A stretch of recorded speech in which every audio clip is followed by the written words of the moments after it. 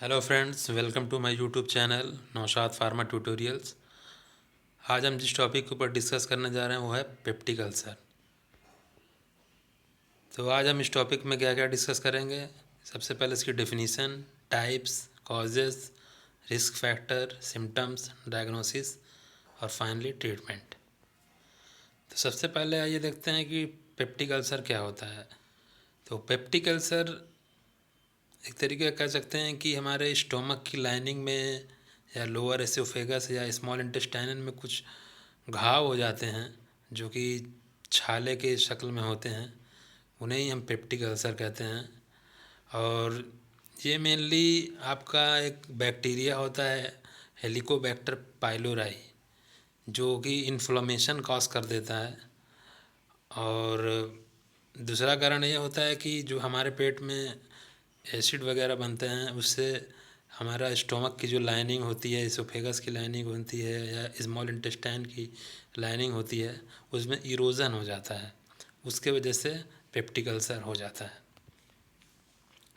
अब इसके टाइप्स देखते हैं। तो ये मेनली 3 टाइप्स का होता है। पहला होता है गैस्ट्रिक अल्सर। ये हमारे पेट के अंदर हो जाता है, इसलिए इसे गैस्ट्रिक अल्सर कहते हैं। फिर आता है हमारा ईसोफेगस अल्सर। ये ईसोफेगस में पाया जाता है। और ड्यूडेनल अल्सर बेसिकली जो स्मॉल इंटेस्टाइन का अपर सेक्शन होता है उसमें पाया जाता है, इसलिए उसे ड्यूडेनल अल्सर कहते हैं। फिर इसके कौन कौन से कारण होते हैं। तो सबसे पहला मेन कारण है हेलिकोबैक्टर पाइलोराई। दूसरा है अगर बार बार हम एस्प्रिन, आइबुप्रोफेन या कोई भी दूसरी एंटी इन्फ्लामेटरी ड्रग्स बार बार यूज़ कर रहे हैं, इस वजह से भी हो जाता है। बहुत ज़्यादा सिगरेट स्मोकिंग कर रहे हैं या बहुत ज़्यादा अल्कोहल का यूज़ कर रहे हैं, रेडिएशन थेरेपी की वजह से भी हो जाता है। और स्टोमक में कैंसर है तो उसके वजह से भी पेप्टिक अल्सर हो सकता है। फिर नेक्स्ट है आपका रिस्क फैक्टर। किन किन लोगों को पेप्टिक अल्सर होने का चांस बहुत ज़्यादा होता है। तो इसमें सबसे पहला आता है स्मोकिंग। जो लोग बहुत ज़्यादा सिगरेट वगैरह पीते हैं, सिगरेट, बीड़ी, तो ऐसे लोगों को पेप्टिक अल्सर होने का चांस बहुत रहता है। दूसरा है बहुत सारे लोग जो अल्कोहल बहुत ड्रिंक करते हैं तो उनमें होने का चांस ज़्यादा रहता है। या बहुत से ऐसे लोग हैं जिनको बहुत स्ट्रेस है और वो बहुत ही लंबे समय से उसे ट्रीट नहीं किया जा सका हो। या ऐसे लोग जो बहुत ही स्पाइसी फूड खाते हैं, उन लोगों को होने का चांस ज़्यादा रहता है। फिर आइए देखते हैं इसके क्या क्या सिम्टम होते हैं। तो सबसे मेन इसका अगर सिम्टम है तो एब्डोमिनल पेन, यानी पेट में दर्द होना, काफ़ी जलन के साथ पेट में दर्द होना।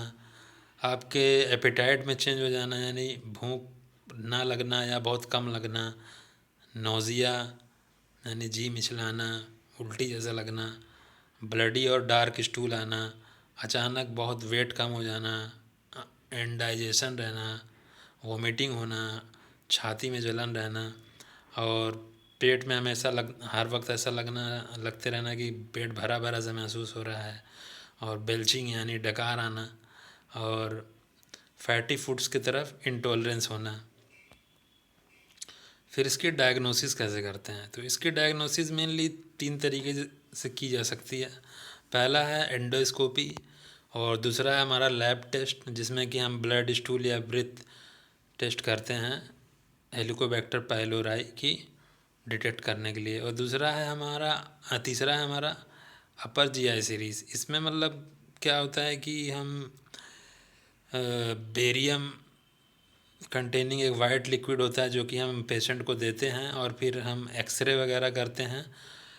तो जो अपर डाइजेस्टिव सिस्टम के जो भी पार्ट्स हैं, एसोफेगस, स्टोमक और स्मॉल इंटेस्टाइन, तो उस पे ये जा कर के ये लिक्विड उसकी कोटिंग हो जाती है, जिसकी वजह से हमें अल्सर बहुत अच्छे तरीके से दिखाई देता है। तो ये मेनली इसके यही 3 तरीके हैं डायग्नोस करने के।